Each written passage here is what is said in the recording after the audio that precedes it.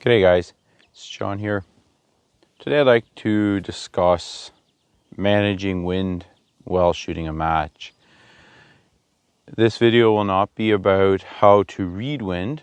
That is a very important skill to acquire. And the best way for you to do that is take a wind meter and throw it in your vehicle throughout the day. When you go out in the morning to go to work, check the wind after making an estimation. When you get to work, check the wind. You get home, just, whenever you have an opportunity, look at your surroundings, feel the wind, hear the wind, and then check it and see what you got. And also be sure to observe the vegetation right around you, because downrange observation of vegetation is very important for estimating wind speed. Whether you do it in miles per hour, kilometers per hour, meters per second, that does not matter. In some ways, meters per second is easier because you have bigger increments, and you would automatically suppose that perhaps you would have a less accurate wind call. But I don't believe that that is the case, because if you can estimate your wind within a half meter per second, I believe you're going to be okay. To estimate your wind within 1 mile per hour is very difficult. So half a meter per second, a mile per hour. I do mile per hour because that is what I started with, so that's kind of the rut I am in. But I've noticed a lot of guys do it in kilometers per hour as well. So pick what your shooting buddies work with, and that way you all speak the same language.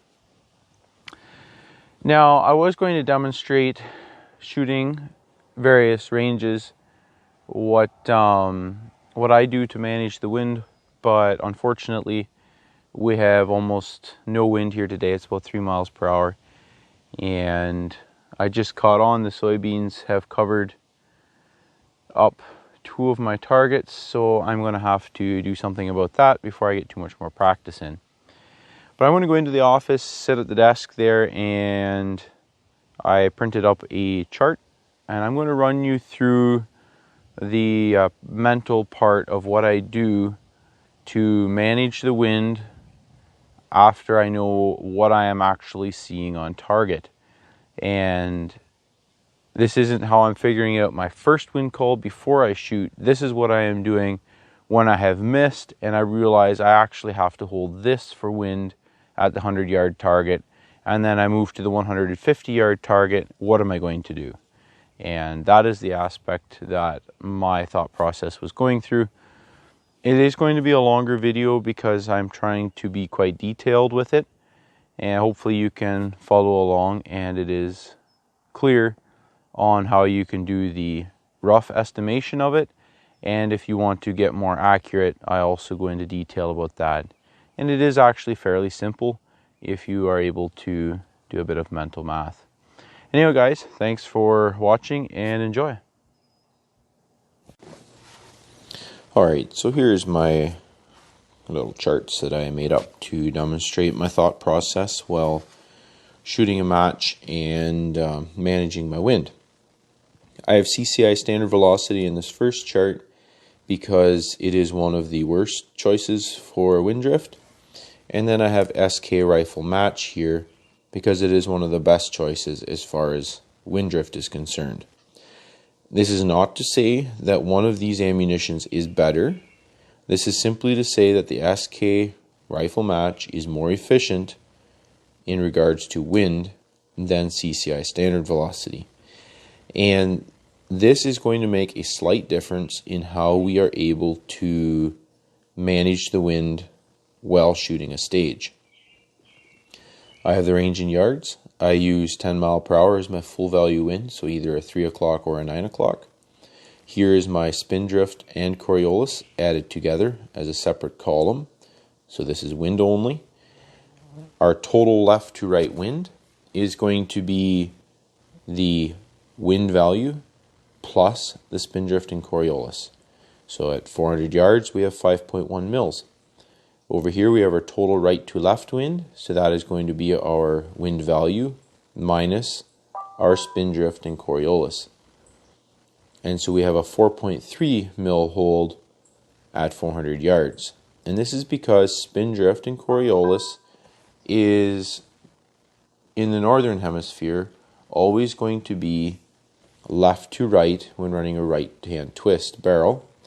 If the left-hand twist barrel, the spindrift will now spin from right to left, but that is a very uncommon. I think there is a barrel manufacturer that still will make a left-hand twist, but that doesn't matter. Anyhow, off topic. Then over here I have the columns for the left to right and right to left wind, and this is mils per 100 yards. So if we just grab our 200 yard line here, we got 1.15 mils for a full value wind per 100 yards. So times 2, we have 2.3, and there we go. And these columns are taking into account the spin and Coriolis effect. And then the SK rifle match down here is exactly the same setup. Velocities are what I actually get in my rifle. So this is data that I can see myself. Alright, so managing the wind drift on the clock. We are going to assume you come up to the stage, your wind calls were completely off, and you connect on your first target, which is at 100 yards, or you spot your miss, whatever, and you realize I should have held 1.1 mils. But now the data that you have on your arm board or that you are able to remember is wrong. What are you going to do? And if you can stay calm and think about it logically, very often this is easily thought through.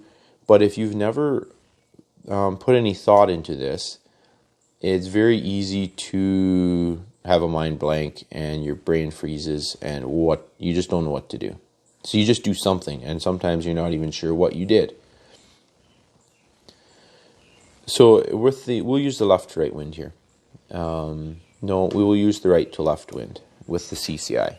So we had 1.1 mils at 100 yards, and your next target is 200 yards, double it. So you hold 2.2. So simply you are using your yardage as a multiplier. If we go to 300 yards in this situation, I would hold 3.3 mils, and we're within 0.2 mils, that is adequate. Now when we get out to 400 yards, hold 4.4 mils, we're within a tenth again, it's perfect, bang on. Works every time.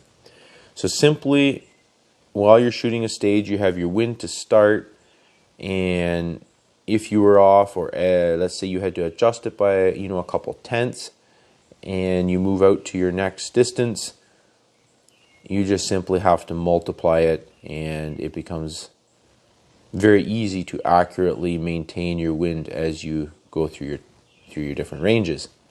Now if we move over to a left to right wind, this does not hold true, and that is because of the spin and Coriolis. It's changing our drift numbers.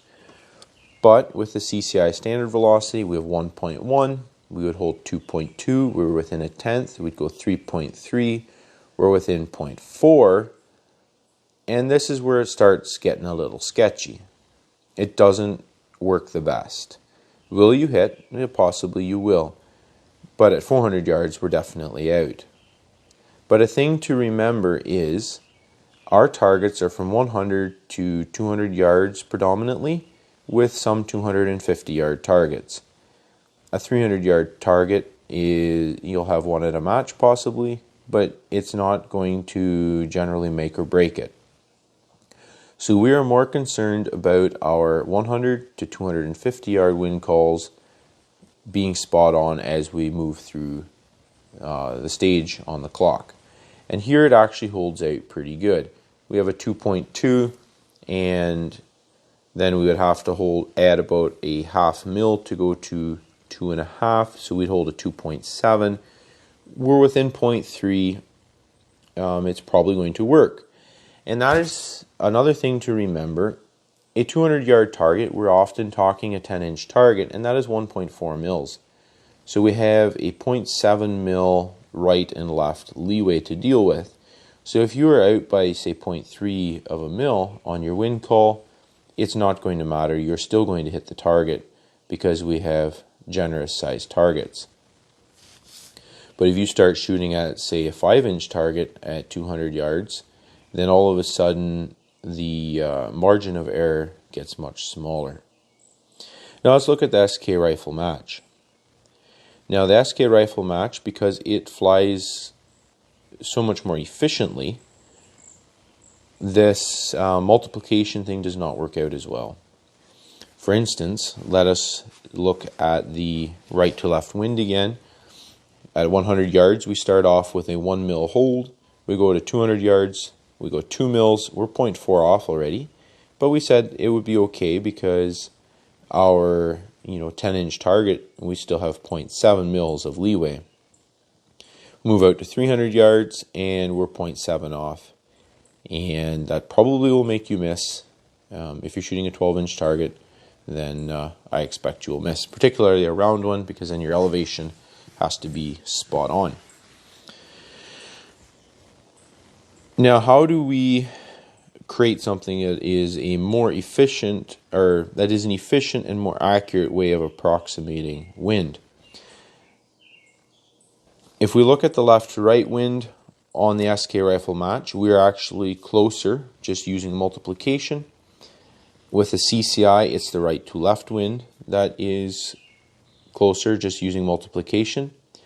And a vast majority of the ammunitions that we use are going to be between these two, and so often simply just using multiplication is going to be accurate enough for the 100 to 250, 300 yard targets. You will be within a tenth or two. But if you want to make more accurate calls as you're going out, this is where these two columns come in. And all I'm concerned about here is percentage. So here we have a 1 mil per 100 yards for full value wind. Here we're 0.9. Over here we're talking 0.8, maybe a 3/4. If we look at the CCI standard velocity, we're 1.2s is a very common here, and then on this side, is 0.05. And remember, we said the multiplication on the right to left here was accurate, so we won't even worry about that. It does not matter. But on our left to right wind, we are going to have to add a 20% to our close numbers here, or 10%, in order to have accurate estimations as we move through our distances. I'm going to use the SK rifle match for the calculated addition part of this because it is further from, it's the least accurate with just simply multiplying. So what I will use is I'll use the right to left wind because it's our worst case scenario here. We start with a 1 mil hold and we go to 200 yards. This is a 2 mil hold. We are 0.4 off. But our percentages over here, we are 0.8. But for easy mental math, generally speaking, a 3/4 is going to be easier for us to do. But if you are able to do 0.8 in your head, then more power to you. As a framer, I find quarters, halves, and 3/4 very easy to do. So I have a 1 mil hold. I'm going to 3/4 it. I'm going to call it a 3/4 mil hold. I'm going to double it. I'm going to hold 1.5 mils. I'm within a tenth. So that is more accurate. Because my 50 and 100 yard targets, we're talking a 100%, we'll say. Now, if my first target of the stage was a 150 yard target, and then I was going to go to the 200 yard, then I would not do the 3/4 because I'm already far enough out that I'm in this case it'd be 0.9, but I would feel that it's going to be close enough for me. So in this case here, I would simply add a third to my 1.3 hold. I'd probably hold a, for me, it's easy to do math because I think in feet and inches. Okay, I'm not even gonna get into that. It's just gonna get turned into a mess. So I add a third on here. I'll add 0.4 and I'll hold a 1.7. I'm within 1/10 of a mil again, and I'm good to go. Now, if I take my 1 mil hold and I go times, or I 3/4 it, I go to 1.5 mil hold, and let's say I want to go to a 250 yard target. Once again, I've already done the 3/4 thing coming from these close targets, so I am simply going to use multiplication to get me to the 250 yards. So a 1.5 mil hold, I'm going to have to add a quarter to it, so I'm going to do a 1.9 mil hold because I have to add 1.4 to my existing hold here. And then, or say let's go to the 300 yard target, I'm holding 1.5. I'm going to go half again, so I'm going to add a 1.3 to it, and I'm going to have a, not 1.3, what am I thinking? I'm going to add a 0.8. So that'd be 2.4, 2.3, and I have 2.3 here. And this is where it becomes very important while shooting a stage to stay very calm, level-headed, and when you move to the next distance, take your time to do that math. We're not worrying about 1/10 here or there. So for instance, the 1.5 mil hold, I don't try to find a quarter of that when I move to my 250 yard target. I'm going to go and take a 1.6 because 0.4 times 4 is 1.6, and I'm going to add the 0.4 to my 1.5 hold. I'm going to call it 1.9. And in this case here, if I was moving from the 200 yard target to say the 300 yard target, I would say 0.2. I'm going to divide that by 5 because the 20 or 0.2 is easy to divide by 5. Whereas if I tried to take 1.9 and divide it by 5, I'd just get balled up. It wouldn't work. So I round numbers as I go through to make them easier for my mental math, because I know I'm going to be able to stay within, 1 or 2/10, and that's going to be good enough. Now, if I go up here with the CCI standard velocity, the very same thing is going to apply, but in this case, because the bullet flight is less efficient, I am actually not going to be